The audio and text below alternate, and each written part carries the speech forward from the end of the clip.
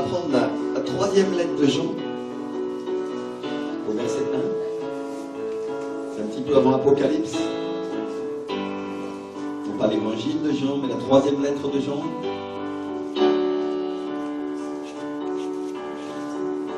Versets 1 et 2.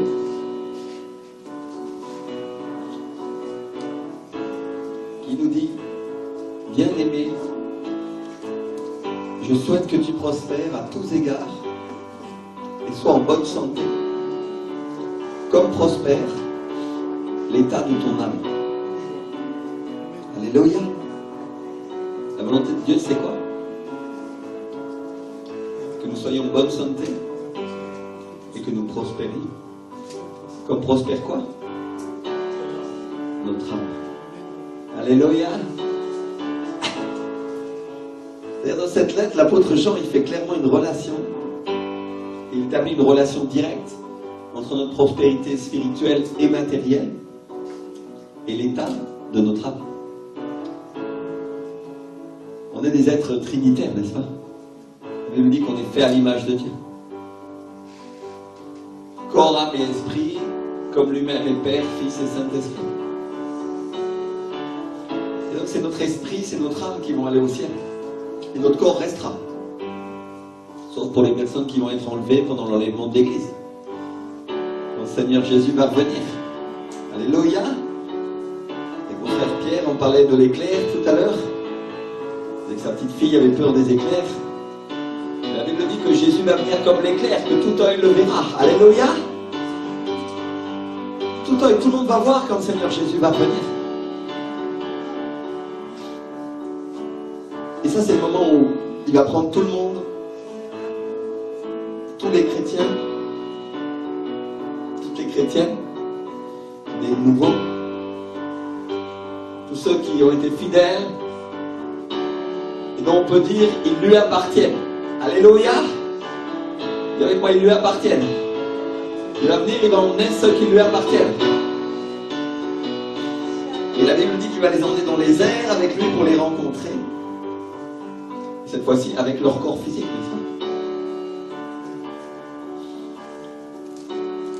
Mais on doit comprendre une chose, c'est que dans le ciel, et la Bible le dit depuis le livre de Genèse jusqu'à Apocalypse, dans le ciel, le Père, le Fils et le Saint-Esprit sont d'accord. Dis avec moi d'accord. Alléluia. Ceux qui vont me dire, pasteur, c'est écrit où ce que tu dis? Je vais te dire une chose, c'est très simple. Où est-ce que c'est écrit qu'ils ont eu un désaccord? Parce que mon frère, ma soeur, c'est aussi important de regarder ce qui est écrit que ce qui ne l'est pas, n'est-ce pas? Alléluia. D'ailleurs, Jésus lui-même dit, je ne fais que ce que je dois faire à mon Père. C'est-à-dire, il est d'accord. Alléluia. Et on doit faire de même. Notre corps, notre âme et notre esprit doivent être d'accord entre eux. Alléluia. Si tu es chrétien, si tu es chrétienne, tu ne peux pas laisser que tes émotions dirigent ta vie. Ou que le diable dirige tes émotions. Parce que tes émotions, c'est une expression de ta personnalité. Mais ce n'est pas son centre. Alléluia. Dis avec moi. Ce n'est pas le centre. C'est pas le centre. Parce que qu'est-ce qui serait passé à Tsiklag quand les femmes et les enfants du camp de David ont été emmenés captifs, prisonniers par les Amalécites? Qu'est-ce qui serait passé si David s'était lamenté sur son sort? Qu'il était resté assis sur cette pierre? Qu'est-ce qui serait passé s'il s'était enfui? Parce que son peuple, son propre peuple, parlait de le lapider. Oh, bien sûr, il a pleuré. Oui. Il était inquiet pour ses femmes, pour ses enfants, pour les femmes et les enfants de son peuple. Et sûrement, il était très énervé à cause des richesses qu'il avait laissées là aussi. Et il avait de bonnes raisons d'être inquiet. Mais il ne s'est pas arrêté là. il est allé au-delà de ses émotions. Il est allé au-delà de l'angoisse qu'il submergeait. Et là, il nous dit clairement que David reprit courage. Elle dit qu'il reprit de la force en se confiant en l'Éternel. Dis avec moi confiance. Alléluia. On a vu tous ensemble que la confiance, c'est ce qui fait l'amitié. Et la confiance, c'est de la foi. Alléluia. Parce que je crois en Dieu, que j'ai confiance en lui, je peux reprendre courage et reprendre de la force, même si je suis dans une grande affliction. Alléluia. Vous comprenez ce que j'essaie de dire? Le mot qui est utilisé, c'est chazao, qui est un mot hébreu qui veut dire fortifier, prévaloir, être fort, devenir fort, être courageux, ferme et résolu. Et on parle de prendre une décision ferme. Alléluia. D'être décidé. Donc David prend une décision de confier ses émotions, de confier son sort à Dieu. Et la chose suivante, la chose qu'il fait ensuite, c'est d'appeler le sacrificateur Abiathar pour lui demander d'apporter l'éphod, qui était le vêtement sur lequel il y avait les pierres qui servaient à décider quelle était la volonté de Dieu, n'est-ce pas? Dans l'Ancien Testament, le sacerdote avait un vêtement comme les prêtres catholiques un petit peu, parce qu'ils ont forcément ils se sont inspirés de la Bible pour le faire, et il y avait des pierres dessus, n'est-ce pas, qui représentaient les 12 tribus d'Israël. Et on ne va pas rentrer dans toute cette explication aussi, parce qu'il y avait aussi une pierre noire et une pierre blanche pour décider si c'était la volonté de Dieu, parce que Dieu leur parlait de cette manière à ce moment-là. Et donc, il fait apporter cet éphod, et le nom du sacrificateur est très intéressant dans ce passage, vous pourrez le lire à la maison. Ça veut dire, Abiathar, ça veut dire père d'abondance. Père généreux. Père, il s'adresse au sacrificateur dont le nom est Père généreux, Père d'abondance. Alléluia. C'est quand même intéressant, non? Et donc il laisse tomber ce qu'il sent, il laisse tomber ce qu'il pense, et il décide de confier tout ça au Père généreux qui est au ciel pour savoir ce que lui il pense. Alléluia. Vous comprenez l'échange qu'il est en train de faire? C'est-à-dire, je suis dans l'émotion, je suis dans la tristesse, je suis accablé parce qu'on vient de subir une défaite, c'était ça David, et ils ont emmené en captivité certains des membres de la famille, mais je décide de remettre ça au Père généreux, au Père d'abondance, pour voir ce que lui il pense. Est-ce que toi, papa, tu es d'accord qu'on les poursuive? Est-ce qu'on va les atteindre? Est-ce que je dois continuer ou est-ce que je dois arrêter? C'est comme un cadeau, c'est comme un don qu'il fait à Dieu. Bon, certains diront c'est un peu un cadeau empoisonné, mais bon. Il donne ses sentiments négatifs, il donne ses émotions contraires à Dieu, qui a tout à fait la capacité de les absorber, pour que lui redonne en retour sa force et sa manière de voir. Alléluia. Vous comprenez à quel point nous devons dépendre de Dieu? David dépendait de Dieu. Il avait une relation avec lui d'amitié. Il était ami avec le Seigneur. Et il aimait le Saint-Esprit, le Saint-Esprit lui parlait, et il était capable d'aller à lui et de lui dire, Seigneur, voilà ce que je sens, et voilà que je me confie en toi. Je ne vais pas me confier en mes femmes, en plus on les a prises. Et je ne vais pas me confier en mes enfants, ils sont partis. Je ne vais pas me confier aux autres gens de mon royaume, parce qu'ils vont penser que je suis faible. Mais je vais me confier en toi, Seigneur. Alléluia, je vais te faire confiance. Voilà ce que je sens, Seigneur. Ce que je dirais à personne d'autre, je te le dis à toi. Mais à la place, Seigneur, fortifie-moi, donne-moi la force. Alléluia. Prends le paquet empoisonné et donne-moi la guérison à la place. Vous comprenez ce que j'essaye de dire?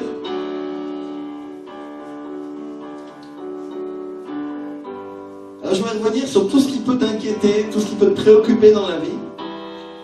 Parce que la vérité de Dieu, on vient de la lire, c'est que Dieu veut que tu sois prospère, que tu sois béni, et en quoi? En bonne santé.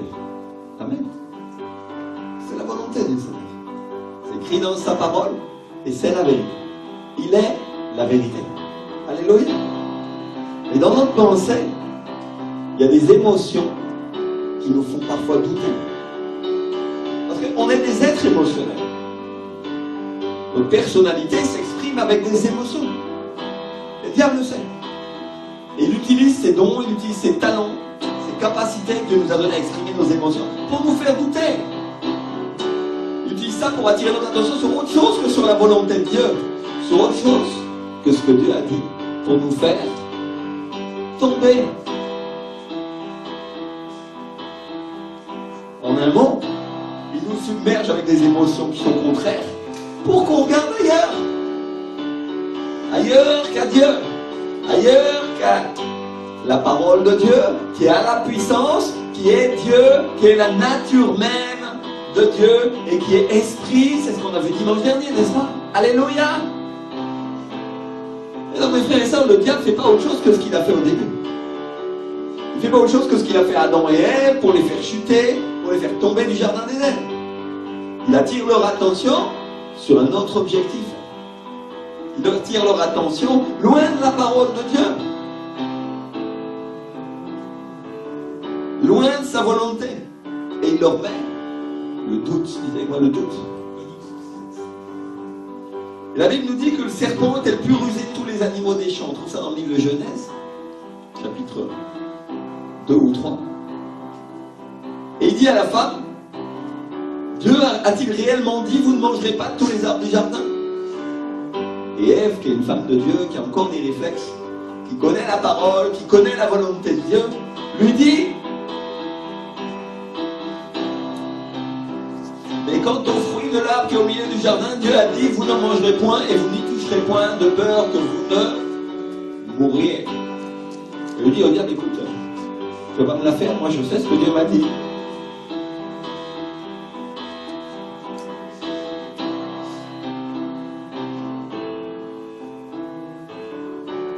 Et regardez ce que le diable fait. Dieu a-t-il réellement dit? Est-ce qu'il lui met le doute? Est-ce que vraiment Dieu a dit que tu ne pourrais pas manger cet arbre-là? Est-ce que vraiment c'est sa volonté, ça? Est-ce que c'est vraiment c'est sa parole? Est-ce que vraiment c'est vrai? Est-ce que tu es sûr que Dieu veut te bénir? Est-ce qu'il veut te prospérer? Est-ce qu'il veut que tu sois en bonne santé? Est-ce que tu es sûr que tu ne peux pas manger cet arbre qui est au milieu du jardin? Parce que Ève, laisse tomber, c'est plus facile d'en manger. En plus, regarde tous, ils mangent ça. Bon, à l'époque, ils ne pouvaient pas dire ça, mais aujourd'hui, c'est ce qu'ils nous diraient, non? C'est plus facile d'arrêter de croire à sa parole que de croire. Ève. Et donc, le diable change le plan de Dieu pour que ce soit sa volonté à lui qui soit faite dans la vie d'Adam et Ève. Et la Bible nous dit que le diable est venu pourquoi? Pour tuer, égorger et détruire. Ouh. Et si tu échanges la volonté du plan de Dieu pour la volonté du diable, t'es mal barré, mon frère, ma soeur. Vous comprenez pourquoi aujourd'hui Dieu nous avertit, on peut dire, nous met en face de ce fait, nous l'explique et nous montre et nous dit, écoute, regarde bien. Parce que Ève, en voyant tous les jours la vérité de Dieu avec son mari, pouvait la voir au travers de tous les arbres du jardin, pouvait la voir au travers de tous les fruits, au travers de l'eau qu'il buvait, de l'air qu'il respirait, et il voyait physiquement Dieu et il entendait sa voix. Et au moment où elle mange ce fruit avec son mari, ils perdent le regard qu'ils avaient sur Dieu. Ils perdent le regard qu'ils avaient sur sa parole. Et la Bible dit qu'à ce moment-là, ils perdent de tout. Ils perdent le jardin d'Éden, ils perdent la bénédiction. Et leurs yeux sont détachés de Dieu parce que Dieu les chasse du jardin à cause de la transgression. Et mes frères et sœurs, c'est là-dessus que je voulais venir aujourd'hui, c'est que chaque fois que tu détaches ton regard de la parole de Dieu, tu perds la bénédiction. Parce que n'oublie pas que cette parole, elle est Dieu. C'est Jésus et elle a la puissance.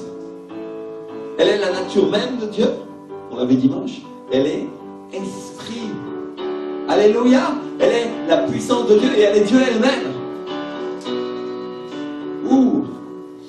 Donc dès que tu tournes ton regard pour regarder un autre esprit, tu tombes du ciel et tu perds ta bénédiction.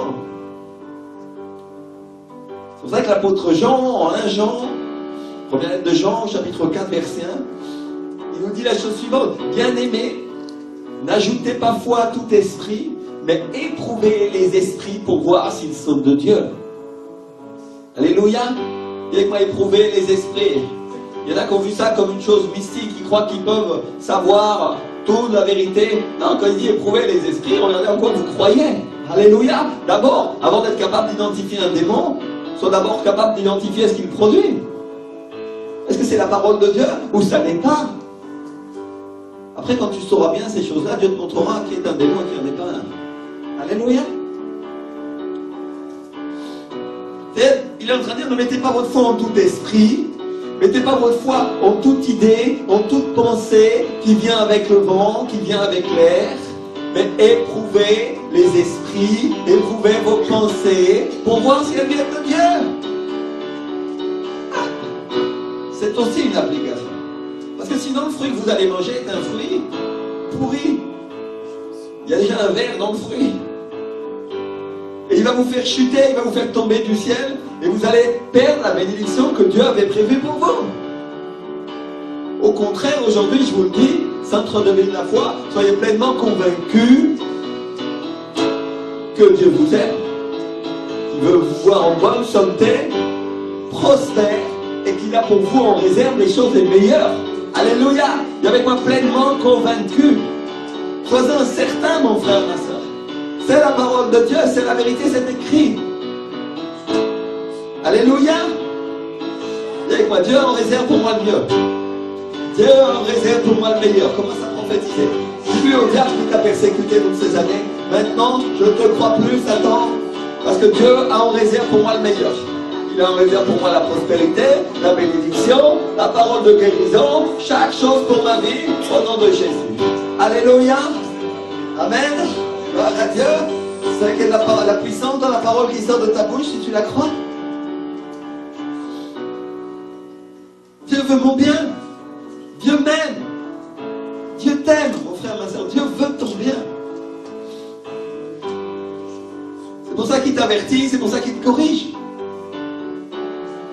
Quand Dieu est en train de dire, ne mettez pas votre foi en toute idée, ne mettez pas votre foi en toute pensée, il est en train de nous dire, faites le tri. Ne croyez pas n'importe quoi. Ne croyez pas ce qui ne vient pas de la parole de Dieu. Alléluia. Ne croyez pas ce qui vient de vos émotions, ce qui vient dans votre pensée, qui produit des émotions et qui n'est pas biblique.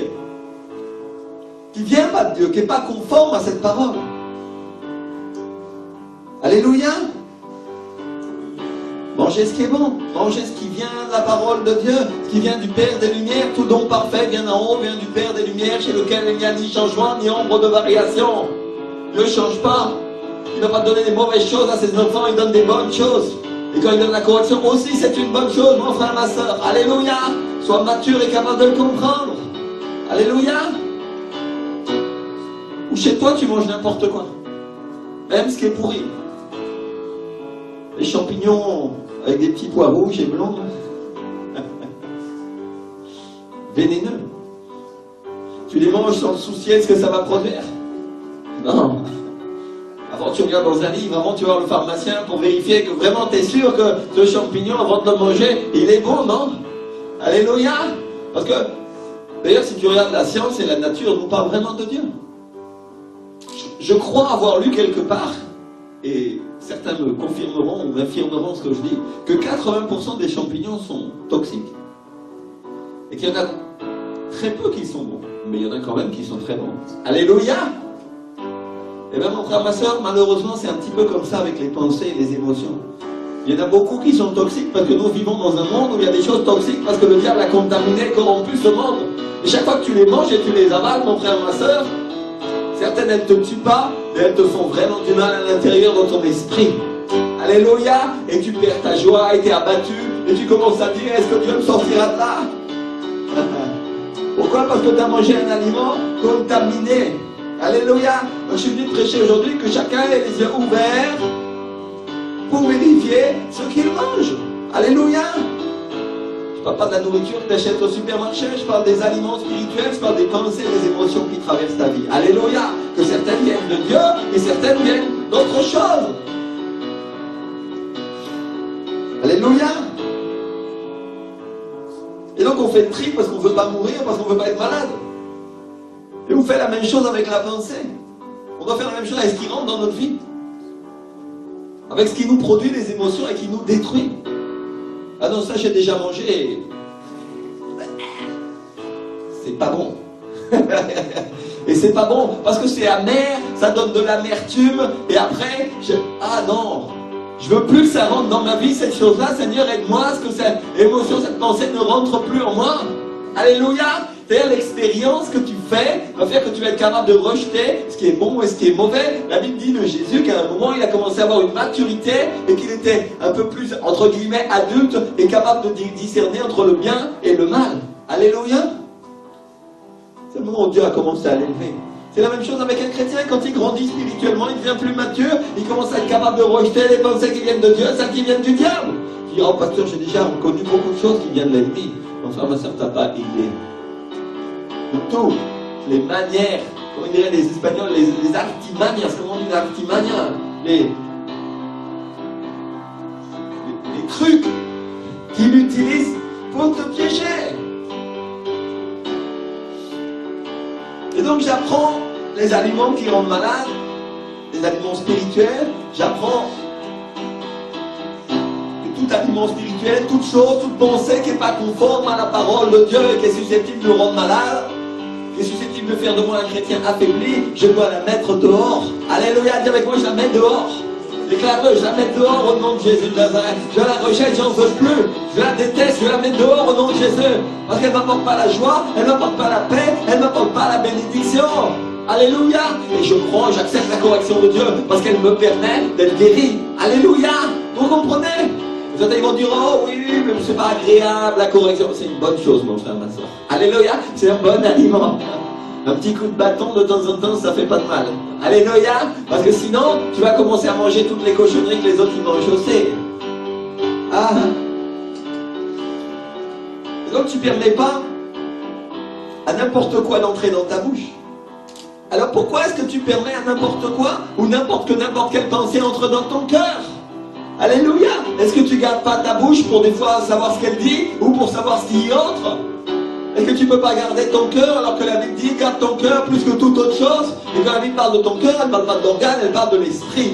Garde ton esprit plus que toute autre chose. Et qu'est-ce qui est en relation avec ton esprit, mon frère, ma soeur? En relation directe, c'est ton âme, c'est ta pensée, c'est ton raisonnement. C'est par là que rentrent toutes les choses que l'ennemi veut amener. C'est aussi par là que rentrent les choses de Dieu, quoi qu'il y a des choses de Dieu qui peuvent venir directement à ton esprit et qui ensuite font le chemin inverse pour aller à ton âme. Ça s'appelle la révélation, la compréhension, la connaissance de la parole de Dieu. Alléluia. Mais la plupart du temps, mon frère, ma soeur, les choses que l'ennemi veut faire rentrer, ne les fait pas rentrer dans l'esprit, il les fait rentrer par l'âme. Alléluia. Il faudrait que tu sois conscient de ces choses-là, tu comprennes comment il fait. Donc tu ne dois pas laisser rentrer les pensées malades, tu ne dois pas laisser rentrer les émotions qui détruisent, parce que les émotions sont la conséquence d'une pensée. Alléluia. Et une pensée, c'est immatériel. Toutes les pensées ne viennent pas de Dieu. Parfois, tu penses que ça vient de toi, ça ne vient pas de toi. Ça vient d'un esprit qui n'est pas l'esprit de Dieu, mais qui est un démon. Exactement comment le diable il a parlé à Ève. Est-ce que tu crois que... Enfin, ma soeur, quand tu es pris d'un doute sur la parole de Dieu, déjà, tu sais qui c'est. Hein? Quand même te faire un dessin. Hein? Menteur et père du mensonge, je l'appelle le diable. Alléluia. La Bible nous dit que tout ce qui vient de Dieu est bon. Vous avez cité le verset. Donc tout ce qui est conforme à la parole et qui nous donne de la force. Et au contraire, tout ce qui vient du diable, c'est mauvais et c'est là pour te détruire. Et c'est facile à reconnaître. Parce que, à ces fruits, vous les connaîtrez. Vous saurez qu'est-ce que ça produit. Bien sûr, il nous parle des hommes et des femmes de Dieu, mais il nous parle aussi des choses. Alléluia. Toutes les choses produisent quelque chose. Si ça produit des mauvaises choses dans ta vie, alors il y a de bonnes chances sur quelque chose de mauvais. Quand tu as une pensée qui est toxique, qui détruit ton organisme, ça c'est la pensée que tu dois rejeter. Et la seule vraie manière de le faire, le seul contrepoison, mon frère, ma soeur, c'est la parole de Dieu. Alléluia. Tu avales la parole de Dieu et il y a un changement dans ta vie, il y a une transformation. Alléluia. Alice ne pouvait pas rentrer dans le terrier du lapin parce qu'elle était, je ne sais plus si trop grande ou trop petite, mais quand elle prend le flacon, Alors elle change de taille, il y a une transformation dans sa vie, elle commence à être à la taille du terrier. Alléluia. Je ne suis pas un adepte d'Alice au pays des merveilles, mais c'est juste pour l'exemple. Alléluia.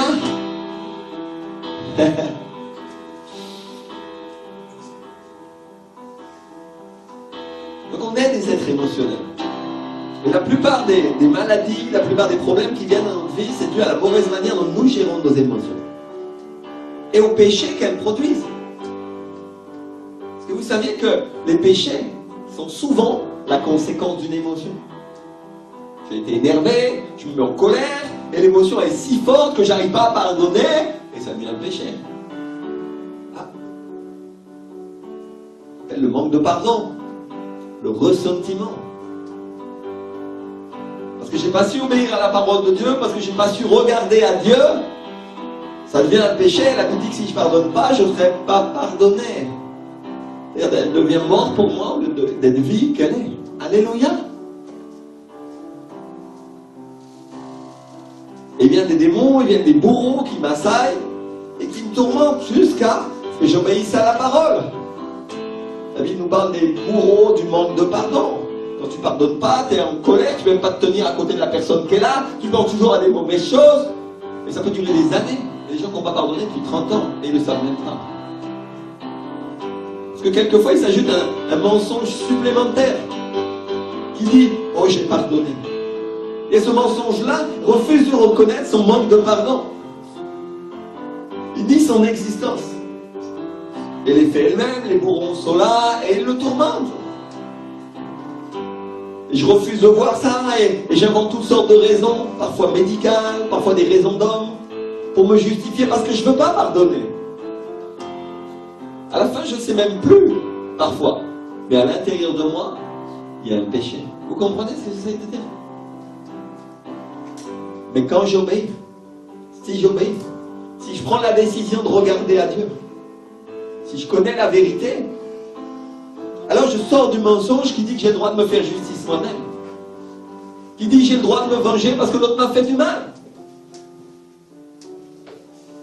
C'est-à-dire, je suis en train de regarder Dieu, je regarde sa parole. Dis avec moi sa parole. Je suis en train de regarder Jésus. Et mon regard vient sur lui. Et son pouvoir et son amour me rend libre de l'émotion qui m'avait fait m'énerver et que j'arrivais plus à pardonner. Vous comprenez? À ce moment-là, le sang de Jésus coule sur moi, il leur coupe tout droit les gars. Jésus tient pour moi devant le Père et il dit « Papa, j'ai payé pour eux. Maintenant, ils sont libres. » Alléluia. Un autre exemple que les péchés sont souvent la conséquence d'une émotion. La plupart des maladies dites psychosomatiques sont la conséquence d'un péché. Un manque de pardon, une mauvaise gestion de nos émotions. Vous comprenez ce que le diable fait? Il prend nos émotions et il les retourne contre nous. Et il dit, je vais les faire sentir. Il envoie une pensée avec son arc, une pensée enflammée qui vient toucher notre tête là. Pouf! Sur notre âme. Une pensée toxique. Et si on la laisse rentrer, si on la maîtrise pas, elle produit une émotion qui va envahir nos vies et qui va nous détruire. Vous n'avez jamais vu quelqu'un en train d'étrangler son frère et dit je vais le tuer, je le déteste. La haine par exemple est une pensée qui vient d'une émotion, qui vient d'un péché. Parce que j'ai pas pris la parole de Dieu, j'ai pas pu la regarder et j'ai commencé à douter d'elle et j'ai dit je peux me faire justice moi-même. Après tout, ce n'est que justice, je le ferai. Et le Seigneur dit non, j'ai payé pour toi. Et la Bible dit si tu ne pardonnes pas, tu ne seras pas pardonné. Vous comprenez ce que j'essaie de dire? Et je tombe sous le coup de la loi de Dieu, alors que le Seigneur m'aime et veut pour moi le meilleur.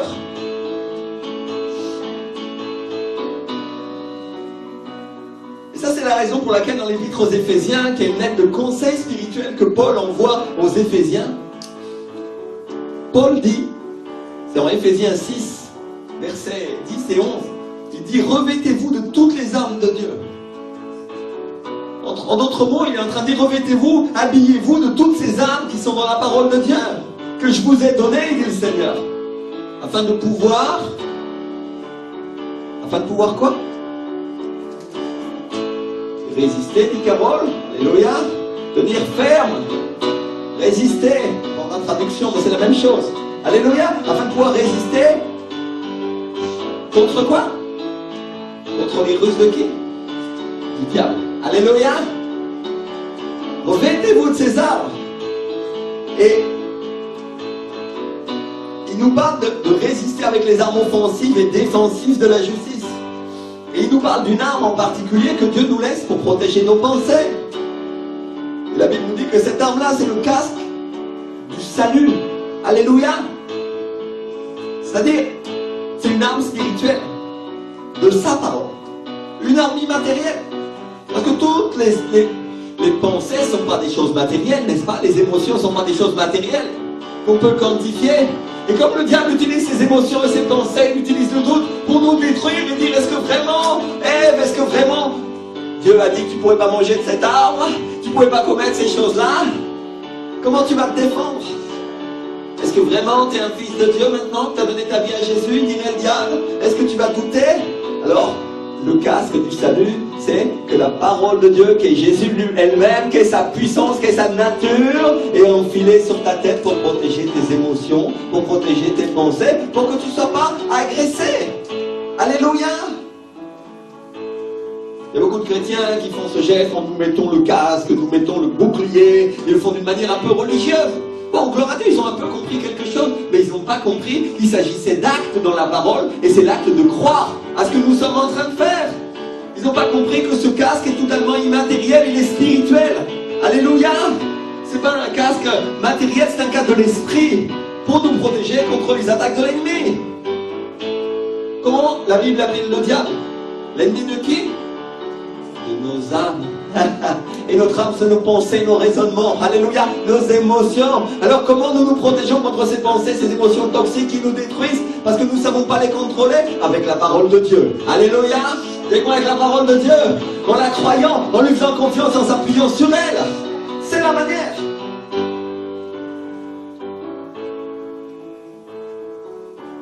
Et chaque fois que je me protège avec cette parole qui me rappelle que je suis sauvé, que je vais aller au ciel et que je suis un fils de Dieu, l'ennemi ne peut rien contre moi.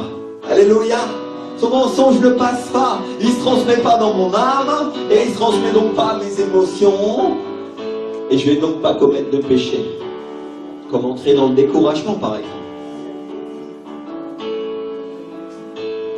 La plupart des troubles de la personnalité, l'homosexualité, le lesbianisme, sont des troubles de l'identité sexuelle. C'est des pensées, des émotions envoyées par le diable qui amènent quelqu'un à croire qu'il est un homme alors qu'elle est une femme. Ou alors l'inverse. Alléluia. Peut-être tu diras au pasteur, jamais je me suis intéressé à ça et moi j'ai jamais été touché par ces choses-là, gloire à Dieu. Mais je voudrais que tu comprennes ce que le diable fait. Et je voudrais que tu puisses aider une personne homosexuelle pour que tu saches comment l'ennemi lui a menti. Alléluia.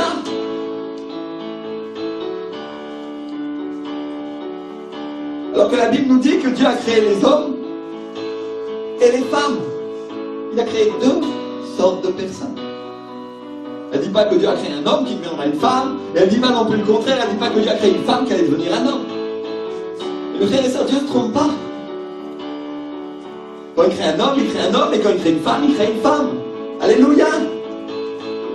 Et quand une personne tombe dans ce péché, quand elle tombe dans le lesbianisme, quand elle tombe dans l'homosexualité, elle tombe parce qu'elle fait confiance à une émotion, à un sentiment. Elle fait confiance à un esprit qui est un démon et qui lui fait croire un mensonge. Ah, peut-être certains vont dire, pasteur, je ne l'ai jamais vu comme ça. Mais oui. C'est la même manière avec laquelle le diable te trompe dans plein d'autres choses. Alléluia. Il tombe dans quelque chose qui l'éloigne de la vérité, qui l'éloigne de la parole de Dieu. Et qui l'amène dans ce que le diable veut pour sa vie. Cette personne, elle tombe dans quelque chose qui va l'éloigner du corps de femme ou du corps d'homme que Dieu lui a donné, et au travers duquel Dieu a prévu de le bénir, ou de la bénir. Comment Dieu a fait ça? Au travers de la pensée. Dis avec moi la pensée. Et non seulement il le fait aux personnes, mais maintenant il le fait aussi aux gens qui sont ses captifs pour influencer la société. Pour que d'autres tombent aussi dans ce péché en étant dans son mensonge. Maintenant ils veulent même avoir des enfants. Et ils sont prêts à tout pour être considérés comme des parents comme les autres. Vous comprenez ce que le diable fait? Il est dans son pouvoir, dans son influence au niveau des moyens de communication, pour transformer la société. Ou essayer de rendre toujours plus impossible la prédication de la parole de Dieu, qui elle seule peut les libérer. Et toujours avec le même but. Faire tomber l'homme dans un mensonge pour l'éloigner toujours plus de Dieu et de sa bénédiction. Toujours plus de Dieu et de sa parole. On pourrait parler de la compassion, qui est une bonne chose, qui vient de Dieu, et que le diable détourne, et il utilise nos sentiments pour nous éloigner de la vérité. Il y a des gens qui souffrent pour des choses qui n'ont vraiment pas lieu d'être, mes frères et sœurs. Qui s'inquiètent, qui s'attristent, pour des choses qui finalement n'ont pas tant d'importance. Des choses qui les font souffrir. Et ça ne fait pas souffrir les autres parce que le regard n'est pas porté sur ces choses-là, alors ça ne les atteint pas. Mais eux, ils pleurent et ça devient une vraie souffrance qui les appraise, qui les fait pleurer. On va parler des véganes. Je pourrais avoir mis 1000 exemples là. Des gens qui aujourd'hui ont franchi un cap en militant maintenant à la télévision. Et ils font des actes violents pour faire fermer les boucheries, faire fermer les poissonneries. Ils refusent de manger les animaux parce qu'ils ont peur de les faire souffrir. Dieu nous a jamais dit qu'on maltraite les animaux, mes frères et sœurs. Au contraire. Ou qu'on les fasse souffrir. Et en revanche, il a dit qu'il nous les donnait pour nourriture. Et il a même fait à Moïse la liste de ceux qui pouvaient manger. Par contre, Jésus nous a clairement enseigné à ne pas faire souffrir les autres, à ne pas commettre des actes violents avec eux. Alléluia. Et donc, vous voyez, leur compassion, entre guillemets, ou plutôt leurs sentiments ou leurs émotions humaines, les amène à faire quelque chose qui est contre la parole de Dieu, les amène à pécher. Et ça, c'est juste un exemple de comment les émotions, ou comment des principes humains poussés par le diable, ça nous amène à pécher et à agir par la chair. Et c'est toujours le même principe. Amener les gens à se focaliser sur une pensée ou sur une émotion qui ne vient pas de Dieu. Sur un mensonge plutôt que sur la vérité. Oh, c'est très intéressant. Parce que le diable, il ne change pas. Il utilise toujours les mêmes vieux trucs. Le même truc qu'il a fait à Ève au début et à Adam, et il le fait encore ensuite à nous. C'est à nous de comprendre ces choses-là avec la parole de Dieu. Moi, je ne te dis pas de ne pas avoir d'émotions. Je ne te dis pas non plus de t'en séparer. Parce que imagine, les émotions, c'est quand même quelque chose de bon que Dieu nous a donné pour nous exprimer. Imagine un monde sans émotions, tout le monde serait des robots. Ça, c'est pas ce que Dieu a voulu, n'est-ce pas? Si Jésus lui-même avait des émotions, s'il avait de la compassion, quand Lazare est mort, il a pleuré.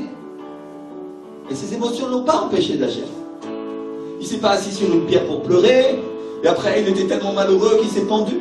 Ou il est entré en dépression et pendant un mois il n'a pas été travaillé.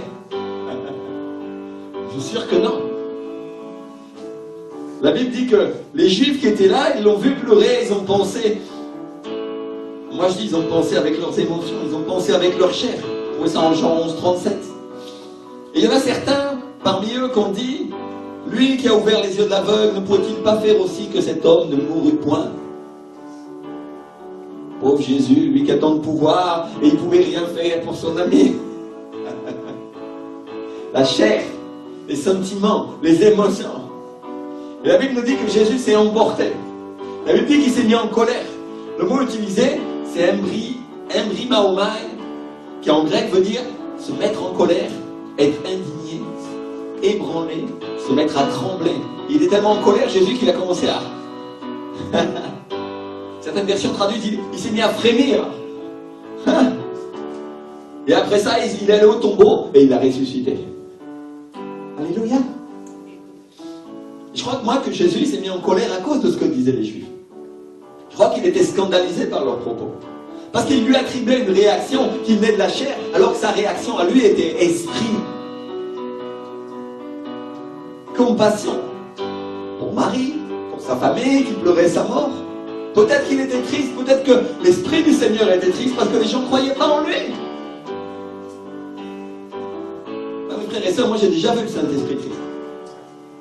Et je me suis mis à pleurer comme lui. des milliers d'années après. Un jour, je lisais la parole de Dieu et je lisais comment Hérode a tué tous les enfants nouveau-nés, mâles, parce qu'il avait une raison, il voulait détruire celui qui viendrait, Jésus-Christ. Alléluia. Et vous savez ce qui s'est passé? La présence du Saint-Esprit est venue, je me suis mis à pleurer comme un enfant, comme un bébé. Parce que le Saint-Esprit était triste des milliers d'années après pour ce qui s'est produit pour eux. Et quand je lui ai demandé, il m'a dit, pour moi c'était hier. Parce que 1000 ans c'est comme un jour pour Dieu. Pour lui c'était hier. Alléluia. Et donc Jésus il pleurait pour une raison spirituelle. Il pleurait parce qu'il aimait Marie. Il pleurait parce qu'il avait compassion d'elle. Et à aucun moment il pleurait parce qu'il ne pouvait rien faire.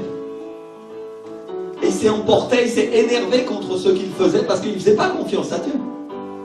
Il s'est énervé contre ceux qui essayaient de le faire croire. Et mon frère, ma soeur, je te le dis aujourd'hui, qu'est-ce que tu penses que Jésus dirait aujourd'hui? Qu'est-ce que tu penses qu'il dirait de toi s'il voyait que tu agis comme ces juifs et que tu déformes sa parole? S'il voyait que tu crois aux apparences ou que tu crois à un mensonge? Et tu penses que il dirait, s'il voyait que de ta bouche il sort, s'il voyait dire à tout le monde que c'est par tes émotions que tu vis, que tu ne peux pas changer, que c'est la nature, que c'est comme ça, que tu ne peux rien y faire. Si tu peux y faire. Oui, tu peux. Jésus avait des raisons de pleurer. Il avait des raisons de se mettre en colère. Mais il a remis ses émotions à Dieu et il a agi par l'esprit. Dis avec moi, par l'esprit. C'est-à-dire, ses émotions ne l'ont pas dominé. Au contraire, il s'est servi de ses émotions, il s'est servi de sa compassion pour agir par l'esprit. Et il a fait un miracle. Ses émotions ne l'ont pas empêché d'agir. Ce que je dis, c'est pas de te séparer de tes émotions. C'est de les mettre sous le contrôle de l'esprit. Alléluia. Dis avec moi, sous le contrôle de l'esprit. Sous le contrôle de Dieu. Parce que ce que je te dis, c'est de ne pas permettre qu'elle soit soumise à une influence extérieure. Pas permettre qu'elle soit soumise au diable. Dont la parole dit qu'il est le père du mensonge. Et que la Bible, et Paul lui-même appelle le prince de la puissance de l'air. Un air qui souffle et qui influence le monde. Mes frères et sœurs, vous êtes des fils de Dieu. Si vous avez donné votre vie à Jésus, vous appartenez à Dieu. Et vous ne pouvez pas permettre que votre vie, votre esprit et vos émotions soient détruits par celui qui est votre ennemi. David l'appelle l'ennemi de nos âmes. C'est là qu'il agit. C'est comme ça que la Bible l'appelle. Ou alors tu laisses ton PC ouvert, sans mot de passe, sans antivirus, avec ton numéro de carte bleue et le code pour être sûr que le premier ennemi qui passe, il vienne te voler. Parce que mon frère, ma soeur, spirituellement, c'est ce que tu es en train de faire. Quand tu laisses tes émotions diriger ta vie, tu as oublié de fermer avec le cadenas spirituel que Dieu t'a donné, n'est-ce pas?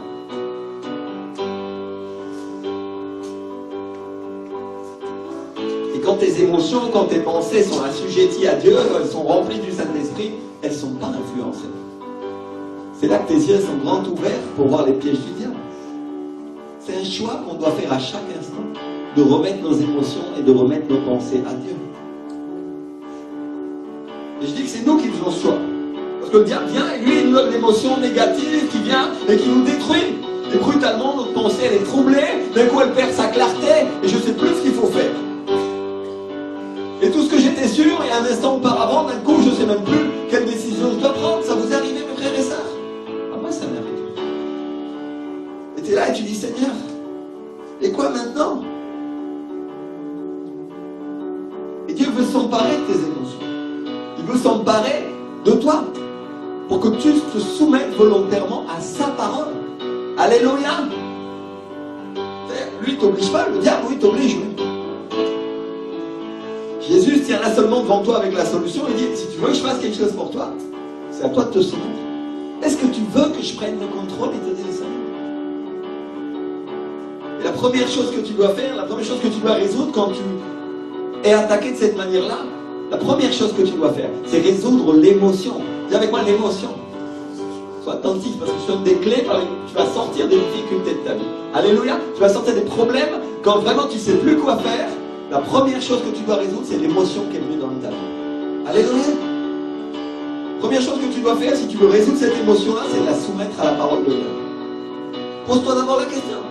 Est-ce que c'est biblique? Est-ce que je sens? Est-ce que je pense?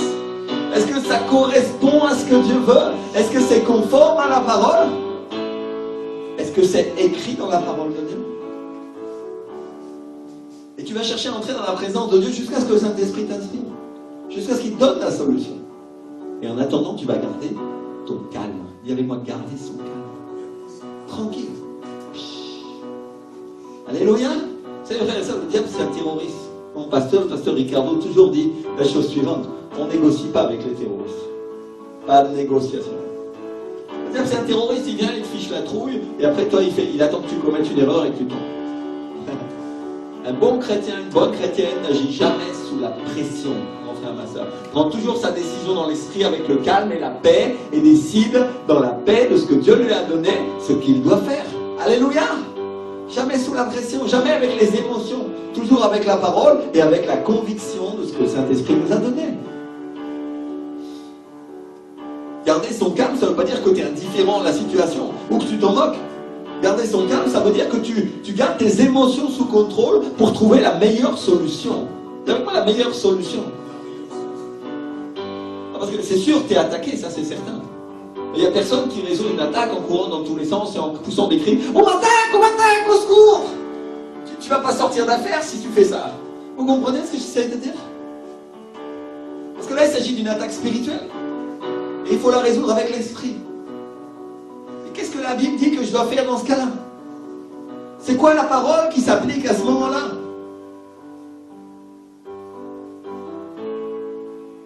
Et certains vont dire, oh pasteur, oui, ça c'est une solution matérielle. Tu veux savoir combien de solutions matérielles, entre guillemets, que les disciples ont dû affronter avec Dieu? Mon problème est matériel, il n'est pas spirituel. Et quand les gens venaient les empêcher de prêcher, les flagellaient, les mettaient en prison, c'était matériel ou spirituel? Ou les deux? Et ils le résolvaient comment? Avec Dieu. Avec sa parole. Parce que ce qui est fait en haut, mon frère, ma soeur, influence ce qui est fait en bas. C'est là qu'est la puissance. Alléluia. Et tu es là et tes émotions sont troublées. Tu réfléchis, mais Jésus il dit ne crains rien. Il a dit aussi, celui qui est avec moi est plus grand que celui qui est dans le monde. Hein. Vous avez déjà lu ce verset-là? Et tu es là et tu réfléchis au verset qu'il a dit, Seigneur. Il dit aussi qu'il est avec nous jusqu'à la fin du monde. Il ne va pas nous abandonner, il ne va pas nous laisser tomber. Et donc quand je suis attaqué comme ça, je passe du temps dans la présence de Dieu. Je vais chercher un temps, je vais chercher un moment, je vais chercher une parole sur laquelle je peux m'appuyer et qui va me donner la paix. C'est-à-dire, je suis en train d'essayer de résoudre le conflit qu'il y a entre mon âme et mon esprit. Alléluia. On a vu que le Père, le Fils et le Saint-Esprit étaient d'accord. On a vu qu'on est fait pareil. On est âme, esprit et corps. Tout doit être fait à l'identique. Toi aussi, tu dois te mettre d'accord. Ton corps, ton âme et ton esprit doivent être d'accord avec la parole de Dieu. D'accord avec Jésus. D'accord avec le Saint-Esprit. D'accord avec le Père. Alléluia. J'essaie de résoudre ce conflit et mon esprit est en train de me dire, mais Dieu est ton ami, il va te supporter. Et des fois, mon âme, elle est noyée dans l'émotion, elle a peur, elle ne sait pas quoi faire. Et la seule chose que j'ai à faire, mon frère, ma soeur, c'est de la ramener sur la rive. Alléluia. La ramener à l'esprit. La ramener à celui en qui j'ai cru, Jésus-Christ, à sa parole. Alléluia. C'est ça la manière. Et je vais commencer à chercher les choses qu'il a déjà faites, qu'il a déjà accomplies pour moi, les paroles qu'il m'a déjà données. C'est-à-dire, je suis en train de chercher des paroles sur lesquelles je peux m'appuyer. Oh Seigneur, si tu m'as déjà aidé, alors il n'y a pas de raison pour laquelle tu vas t'arrêter de le faire, non? Tranquille. Tranquille. Vous voyez, mes frères et sœurs, ça c'est la maturité chrétienne. Personne remet ses émotions à Dieu et s'appuie sur Dieu. Quelle que soit la circonstance, quelle que soit la situation. Peut-être que les apôtres avaient peur quand ils étaient enfermés dans la prison parce qu'ils allaient être exécutés. Finalement, tu les trouves en train de chanter des louanges. Vous savez, ils ont pris une décision de soumettre leurs émotions à Dieu et de rentrer dans sa présence. Parce que de toute façon, qu'on les tue ou qu'on les tue pas, de toute manière, ils sont avec Dieu, ils vont au ciel, qu'est-ce qu'ils en ont à faire? Ils sont venus dans la vérité, et la conséquence d'être revenus dans la vérité, vous savez, ça a été quoi? Leur libération, ils sont sortis. Dieu leur ouvre les portes. Alléluia. Ah, Dieu leur ouvre les portes d'une prison qui était tout à fait matérielle, mais qui était aussi spirituelle et qui était venue par une pensée qui les empêchait d'avancer. Alléluia. Combien d'entre nous, mes frères et sœurs, on a des pensées que le diable nous met et qui nous empêchent d'avancer dans notre vie chrétienne? La seule manière de sortir de cette prison dans laquelle l'ennemi nous place, c'est de placer sous contrôle nos émotions par le Saint-Esprit. Et nous devons le faire volontairement. Alléluia. Dieu ne nous oblige pas. Le diable, oui, nous oblige. Il vient, il met la pensée, tu te sens mal. Mais Dieu dit, et si tu viens à moi maintenant? Est-ce que je ne suis pas dans ta barque, il dit le Seigneur? Alléluia.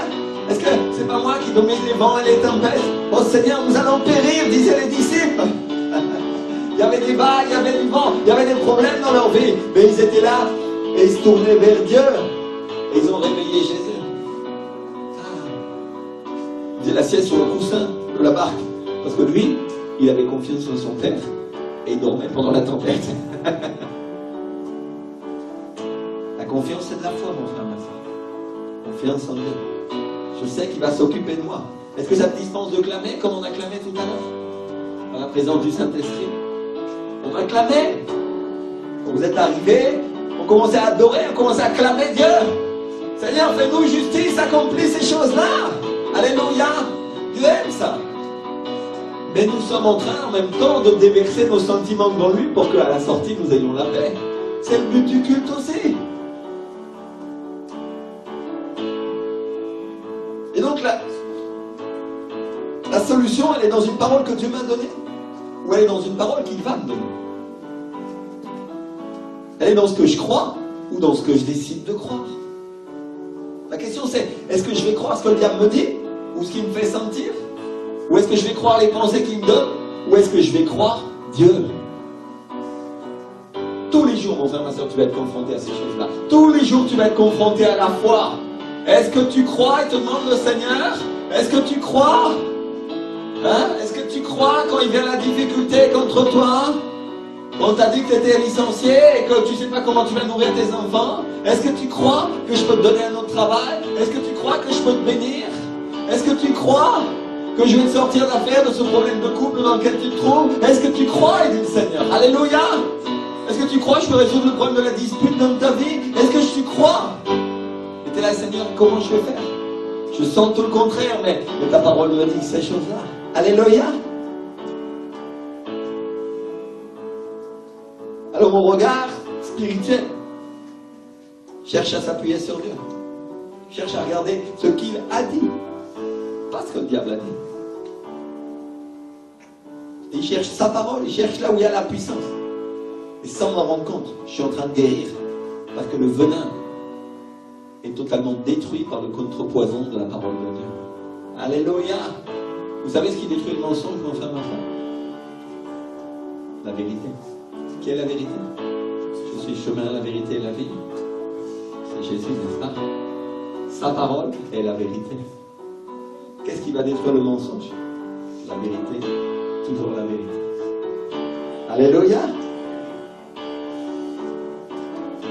Et donc je suis en train de m'appuyer sur celui qui est bien plus réel que le monde. Je m'appuie sur celui qui me donne la joie. Et si tu veux savoir le verset qui appuie ça, ne vous inquiétez de rien, mais faites en toutes choses connaître vos besoins à Dieu par des prières et des supplications avec des actions de grâce. C'est-à-dire en le remerciant. Gloire à Dieu pour vos problèmes, Seigneur, parce que tu vas me sortir d'affaire, je suis béni. Il y a la parole de Dieu et la puissance qui sort. Et la paix de Dieu qui surpasse toute intelligence, toute compréhension humaine des choses, va vous garder vos pensées en Jésus-Christ, c'est-à-dire dans sa parole. Alléluia. Ouh, Seigneur. Et d'où vient cette paix? De l'Esprit. Elle vient de l'Esprit de Dieu. Elle vient par la révélation de la parole de Dieu dans ta vie. Et cette révélation, c'est le Saint-Esprit qui te la donne. Tu peux avoir perdu ton travail, tu peux être dans une grande difficulté, mais tu auras quand même la paix. Parce que tu sais que Dieu va te bénir. Alléluia. Tu as la certitude. Tu ne sais pas comment, tu ne sais pas quand ça va arriver, mais tu te réjouis d'avance de cette parole. Et tu as la paix. Parce que tu sais qu'elle vient. Alléluia. On va se lever, on va prier un instant, mes frères. Je veux qu'on prie, on commence à dire au Seigneur, Alors je te remets tout doute, je te remets tout sentiment, je te remets toute inquiétude, je te remets toutes mes émotions, Seigneur, toutes choses contraires entre les mains du Père, Seigneur. Alléluia. Entre tes mains, Seigneur Jésus, viens et prends le contrôle de mes émotions, prends le contrôle de ma vie, Seigneur, pour que je sois toujours appuyé sur ta parole, Seigneur. Et Père, que ma pensée soit ta pensée, Seigneur, parce que tu dis dans ta parole que j'ai la pensée de Jésus-Christ, Seigneur. Alors je veux proclamer cette parole qui est la vérité, qui va transformer ma vie, Seigneur, qui va m'amener à penser comme toi, qui va m'amener à agir comme toi, qui va m'amener à sentir comme toi. Seigneur, je te mets mes émotions sous ton contrôle. Seigneur, je me repens de tous les péchés, de toutes les choses que j'ai commises parce que j'ai donné à mes émotions la première place, alors que tu devais l'avoir dans ma vie, Père. Tu devais l'avoir dans ma vie, Saint-Esprit. Tu devais l'avoir dans ma vie, Seigneur Jésus. C'est à toi, Seigneur, que je remets toutes ces choses. Viens, Seigneur, alléluia, couvre-moi, mon Dieu, couvre-moi. Couvre ma pensée, couvre mon âme, couvre mes émotions, Seigneur. Et que, Seigneur, il ne me manque rien, mon Dieu. Vraiment dans ta présence, Seigneur, vraiment dans ta présence, nous louons ton nom et nous l'adorons, Seigneur Jésus. Et nous déclarons, Seigneur, que ton esprit a la puissance, Seigneur, pour nous amener bien au-dessus de toute intelligence, bien au-dessus de toute connaissance qui nous a éloigné de ta parole, Seigneur. Je place mes pensées sous la protection du sang de Jésus, déclare-le. Je place mon âme et mes émotions sous la protection de l'agneau de Dieu, l'Éternel des armées, alléluia.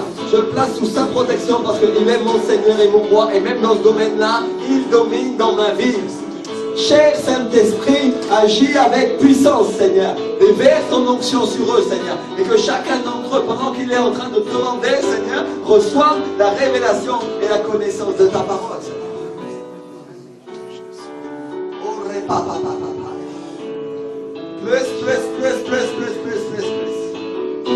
Plus de ta personne, plus de ta parole, plus de toi, Seigneur Jésus. Plus de toi. Plus de toi, mon Dieu. Alléluia. Montre-moi qui est la vérité, Seigneur. Pour que je ne vive pas dans ce royaume comme les païens avec la crainte. Et que je puisse vivre avec la joie d'être dans ton royaume, Seigneur. Que je puisse vivre avec la joie d'être dans la vérité. Alléluia. Mes frères et sœurs, dans ce troisième livre de Jean, qu'on a lu au début, qui est un des derniers livres de la Bible, l'apôtre Jean, il écrit une lettre à Gaius, qui lui rappelle la vérité de Dieu. Une vérité que vous devez toujours vous rappeler. Dieu veut vous bénir, Dieu veut que vous soyez prospères, et il veut que vous soyez en bonne santé, comme prospère l'état de votre âme. Et en d'autres mots, Jean est en train de lui dire, il est en train de dire à Gaius, qui apparemment est son disciple, prends soin de ton âme. Fais attention à tes pensées, fais attention aux sentiments qui la traversent, parce que de son état, de la manière dont tu la nourris, de la manière dont tu la gardes, dépend directement l'accomplissement de la parole de Dieu pour ta vie. En d'autres mots, ne te laisse pas voler le trésor que Dieu t'a donné pour héritage et qui marche par la foi. Qui dépend de ce que tu rêves, qui dépend de tes pensées qui traversent ta vie, qui dépend de celles sur lesquelles tu t'appuies. Juste après ça, au verset 3 et 4, il lui dit « J'ai été fort réjoui lorsque des frères sont arrivés et ont rendu témoignage de la vérité qui est en toi. » De la manière dont tu marches dans la vérité. Je n'ai pas de plus grande joie que d'apprendre que mes enfants marchent dans la vérité. Enfin, ma sœur, l'apôtre Paul, ce jour-là, dit que tout prédicateur de la parole de Dieu, tout serviteur, toute servante de Dieu voudrait voir que ses enfants marchent dans la vérité. Il n'a pas de plus grande joie que cela. Je n'ai pas de plus grande joie que vous avez la victoire. Alléluia.